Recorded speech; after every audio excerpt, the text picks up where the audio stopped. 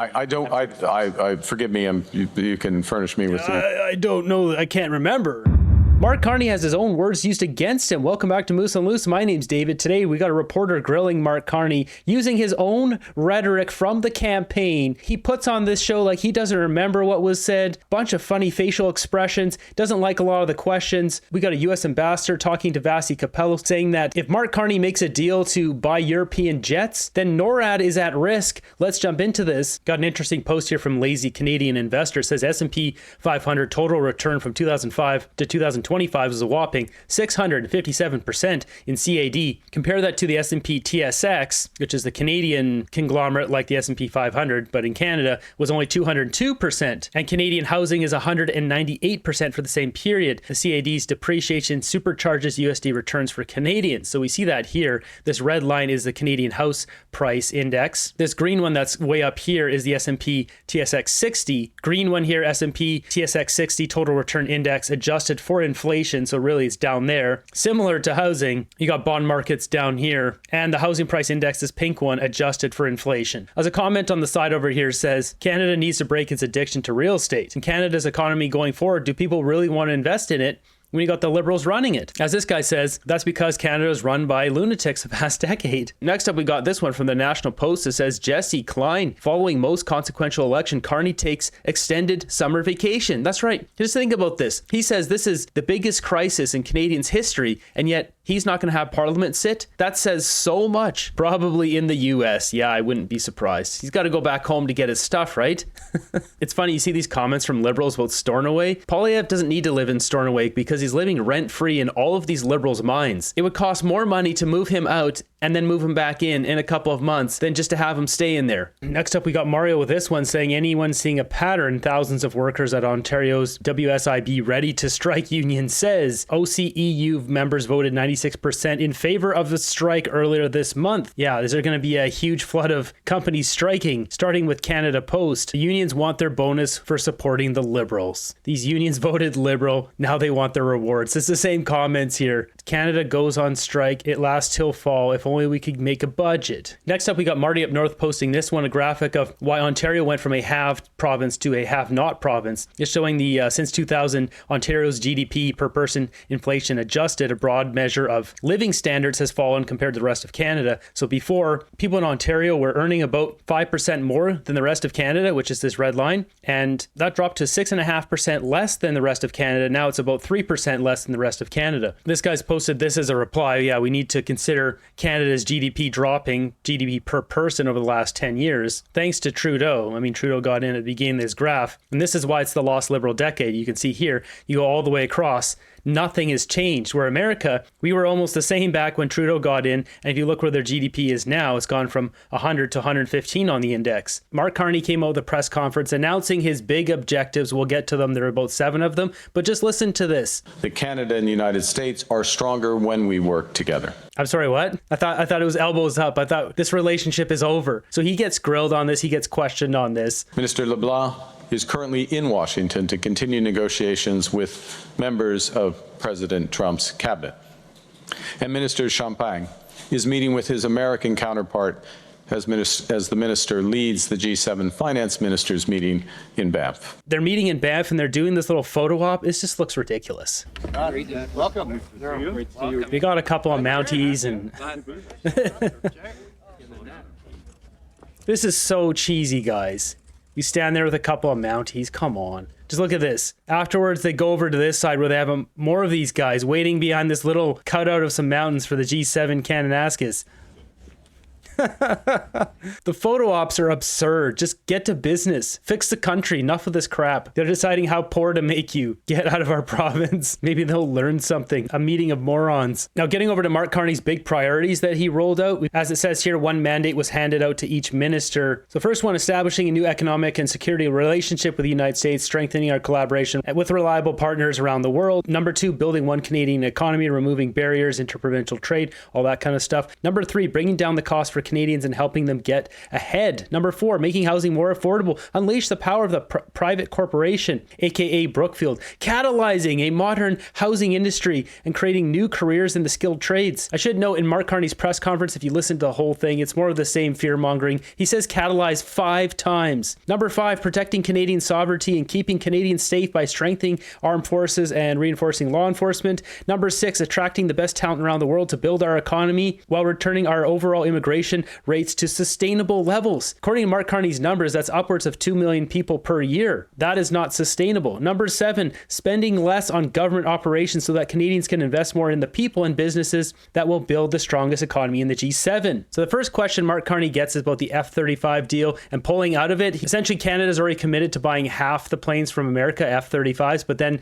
Mark Carney said he's looking to Europe now to buying the other half. And that essentially has pissed off the Americans because if they want to make a base, a joint base with us, this Golden Dome, they need to have all the same airplanes at all the bases because then all the parts are shared. They can easily fix anything, and you can't just have European jets coming to these bases because then, mechanics wouldn't know how to work on them. It just doesn't make sense at all. An ambassador to America was asked about this on Vassie's show. So this guy here's the U.S. ambassador. Vassie just asked him about the Golden Dome. On the face of it, do you think it would be a good thing for Canada to participate in? Well, I mean, we've had NORAD since 1958. I think that's worked pretty well for the U.S. and it's worked well for Canada. It's, I think, one of the only, if not the only, bilateral military relationship in the world. So I think it would. But I mean, there's criteria. Okay. And some of those criteria are being questioned right now. One of the criteria for NORAD is interchangeability and interoperability. So that would mean that, we're flying the same kinds of planes. We're using the, parts and, it's all interchangeable and it's one system. Canada is challenging that. They've made a decision to buy F-35s. That's now up for review. If Canadians are flying one airplane, we're flying another airplane. It's no longer interchangeable. And so, that might even threaten NORAD without talking about new alliances that promise even more security and safety to our people. Is it your view that that NORAD is under threat? Well, if Canada decides to, buy equipment and those types of things that no longer are interoperable with America, it means that that's one of the fundamental agreements of NORAD. And if Canada can do what it wants, and if it decides to move in a different direction, we would have to have some kind of a discussion on NORAD. Yeah. Are those discussions? Are you part of any of those discussions at this point? Not at this point, because Canada hasn't made a decision on the F-35. They're just saying we're going to go back and reevaluate it. And I think at that point in time, it'll be important for the U.S. to point out, wait a minute, this is a fundamental basis for NORAD. Okay. And those discussions are not going on. The Prime Minister has indicated that some of these things are under review. And as I've said multiple times, when people ask me about the Prime Minister and where he's going and what he's doing, it's kind of like, let's give him some time to actually announce that. Let's wait for the, for the speech from the throne, which happens in 5-6 days? Yeah. Exciting time for Canada. The King is coming. The King of Canada is coming. And, we will hear the speech from the throne. We will hear more about the exact agenda. That speech from the throne means nothing. They're trying to make it mean something, but it doesn't. So here's Carney's response to that. The ambassador told CTV's Power Play today that pulling out of the F-35 deal would threaten NORAD. Do you agree? And do you have an update on the F-35 plans? That's such a bizarre face he made her at the start there. The second part of your question, the review of the F-35 contract is ongoing. There's many factors that come into that. Interoperability, so that would relate to the NORAD element there. Value for money, broader Canadian industrial impacts, all of those are factors that are under consideration. So it's, I didn't see the ambassador's specific comments, but those are factors that are part of an ongoing review of the contract. The ambassador also said that there haven't been formal talks on the Golden Dome. What is this weird smirky smile he's making here? The Grinch got something to hide here? What's with this weird smile? Look at this guy. Why would we even consider going with European jets? That makes no sense whatsoever. Unless he's got a buddy involved in making those jets. Is it Brookfield? Quickly checking here, Brookfield is not involved in building any military aircraft, but have ownership over a Westinghouse Electric company, which is involved in any sort of nuclear pow-pows with America. Informal talks on the Golden Dome. Should Canada take part in that project, and how much would you be willing to spend on that? Okay, well, I'm not going to put a price tag on the second part of your question. I think I'll say the following about Why is he so flustered by this question? the situation with air defense or ballistic missile defense, intercontinental ballistic missile defense, broader defense against, including potential missiles that in the not too distant future could come from space. I mean, these are some of the threats that our nation faces. We take those threats seriously. We take our responsibilities as a government seriously, as I just said. It's one of the reasons why we made the commitment back in March for the over-the-horizon radar, the first phase of the over-horizon radar system, and that was an independent decision that we took. We are conscious that we have an ability, if we so choose, to complete the Golden Dome with investments and partnership. And it's something that we are looking at and something that has been discussed at a high level, but I'm not sure one negotiates on this. These are military decisions that are then taken in that context. He's keeping his cards close to his chest because he knows this is one of the negotiating cards he has to play. Having Canada fully on board, America can come put bases wherever up in the north, all that kind of stuff to complete the Golden Dome. Next up, reporter here uses his own language from the campaign to his own face, essentially humiliating the guy. Listen to this. Ronnie Mackenzie Gray with Global News. During the election, you were very public saying that the old relationship that Canada has with the U.S. is over. You said that Donald Trump is trying to break us so he can own us. But now, just a couple weeks after the election, there's conversations, at least, about further integrating the Canadian military with the U.S. about the Golden Dome. What do you say to Canadians who voted for you based on your elbows and mentality with the Americans? Well, first, You can read this guy's expressions from his mouth. It's all like this. Once his mouth starts wiggling around a bunch, he's got a lot to say that he doesn't want to say. one of the reasons why we're having more constructive discussions with the Americans is because we are demonstrating our ability that we have choices. We have choices economically. We have choices with respect to our defense. I'll give you several examples to back that up. With respect to the F-35, it was raised a moment ago, we have alternatives for the F-35 for the back end of that. European alternatives that we could pursue. We have to weigh them in the best interests of Canada. That makes no sense. So is Mark Carney using this as a negotiating tactic against Donald Trump, saying he's pulling off the back half of that contract and going to buy European jets? Because it makes zero sense to buy European jets. We will evaluate it. With respect to broader defense, whether it's air, sea, land, cyber, we have other partnerships that we can strike. And one of the things, as you will have heard, but I'll repeat, that we have been discussing with our European partners is becoming a full partner of Rearm Europe, Safe Europe, different acronyms for a major relationship that we can have that gives us diversification, new partners, new options, better value for money, potentially more domestic Canadian economic benefits. Economic benefits to join Rearm Europe. Rearm Europe is now being called Readiness 2030. It's a 800 billion euro project. That's about 1 trillion Canadian project to be ready for any sort of event that European nations have come together on. Speaking in terms of economics, unless we're producing things and selling it to them, what does Canada have to do with them? Is this just an opportunity for Brookfield to build something and sell it to Europe? Or is our money going to get spent in Europe on things we don't need? So all of that exists in parallel to potential opportunities with the U.S. And the way I would characterize the change in the relationship, we as Canada, a relationship with the Americans, which were a steady process of deepening integration.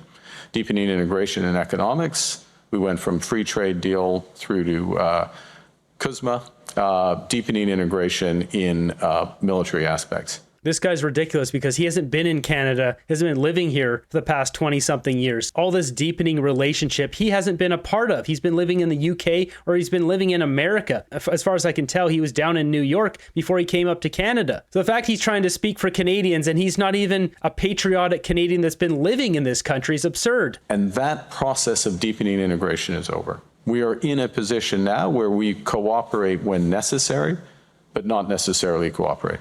So we have other options for that cooperation. We are pursuing those other options. You will see a very different set of partnerships, security and economic, going forward. But to be absolutely clear, when it is in Canada's interests, first best interest to cooperate with the Americans, to strike deals with the Americans, relationships, and particularly in examples like ballistic missile defense, that may be the best option. And if so, we will pursue that. What would the other option be? Come on, dude. This is ridiculous. What is it? Elbows down now? Comes to the Golden Dome, elbows down. But if we're talking about F-35 jets, it's elbows up. You can't take this guy serious. Further integration, you said on Sunday in Rome. It's prudent to diversify our defense partnerships when there are questions of sovereignty at issue. Why would we even want to have conversations about further integration militarily when you said just 4 days ago that the Americans have questions of our sovereignty? I'm trying to recall the comments to which you're referring to. Question to Eric at the When you were talking about forgive me, you can furnish me with I don't know. I can't remember. the transcript, but and we'd also like to diversify our partnerships for just obvious reasons of it's prudent to diversify your partnerships when there are questions of sovereignty at issue. Now, we have an opportunity now, and we've been pursuing this, and it was part of my discussions with, for example, President von der Leyen last evening, again, and with the major countries in Europe, if I can put it that way, a possibility to become a partner of what's called Rearm Europe, which I'm sure you're following, which is the big increase in defense procurement. So if we become a partner of that, then we are effectively inside the European fence, as they are in ours, in terms of defense partnership. As we know, the president has expressed on multiple occasions a wish for, I'm not going to repeat the phrase, I never repeat the phrase, but a wish for something to happen. To make Canada the 51st state. You can say it, Mark, it's okay. That is never going to happen. That is understood, increasingly understood. The wish still exists, but the reality is different. First point. Second point, there are cases where it is in our interest to be integrated with the U.S. market, the automobile sector. My entire life, our automobile sector has been integrated with the U.S. The Cpac was struck the year I was born. There are elements of our security relationship where it can make sense, but not all elements of our economic relationships or our security relationships does it make sense, and we are actively and aggressively pursuing alternatives. So does that mean we're elbows down now, or are we still elbows up? I lost count. This guy said basically anything possible during the campaign to get votes. He just lied to Canadians over and over. Liberal voters probably feel pretty stupid right about now. So check out this. He was asked in French about calling Donald Trump a transformative president. Not exactly something he wants to bring back up, but he's asked for an example on this. The question was about a positive aspect of President Trump's transformation, and my example was, and I was starting from his first presidency, about clarity about geopolitical and economic competition from China. And I think we have seen that but that intensified through the Biden administration, the reaction to that. So he's right about that. There's been a reaction to that that has changed aspects of the game, and there are other aspects like that. Hi, Prime Minister. Marina von Stackelberg with CBC News. Did you speak to U.S. Vice President J.D. Vance this weekend about putting that statement out with the U.K. and France against Israel expanding its military operations in Gaza? And was the U.S. supportive of you releasing this statement? Once again, with a funny mouth. What's so funny about that question? I advised the Vice President that we probably were going to say something. I didn't ask, it was a one-way conversation. I advised the Vice President of that. It wasn't a conversation, I informed him it wasn't anything more than that. Did he give you a reaction? I just said it wasn't a conversation, so. So apparently since then, the group that sounds like Hummus, I'm not going to say their name anymore on the channel, the Hummus group has been ranting and raving about a couple countries coming out and essentially supporting them, one of them being Canada because of Mark Carney's statements. This article from the Toronto Sun has it. It says this is utterly shameful. Hummus just thanked Canada again. So much for thinking Mark Carney would be any different. He's not. Conservative MP and leader Melissa Lantsman told the Toronto Sun on Tuesday, she's right, Mark Carney is not taking a departure from Justin Trudeau's stance on the conflict between Israel and Hummus. In fact, Carney, the supposed steady hand, the supposed adult in the room, is sliding Canada ever closer to Hummus and away from our democratic ally Israel. Now, Carney's statement right here is we call on the Israeli government to stop its actions over there. I can't mention any of the conflict stuff on here. You can see it on the screen here, basically telling Israel to stop with their actions regarding Hummus. The next up, he's asked about the leadership review, the Reform Act that's being voted on Sunday, which would give the Liberals the ability to get rid of him should he go down the same path as Justin Trudeau. To get your opinion on the Reform Act,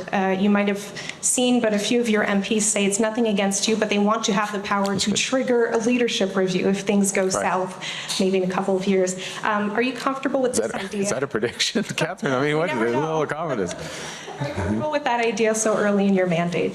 Well, I'll say the following, which is that the Reform Act, all parties in Parliament, all recognized parties in Parliament are bound by the Reform Act. It's the law of the land,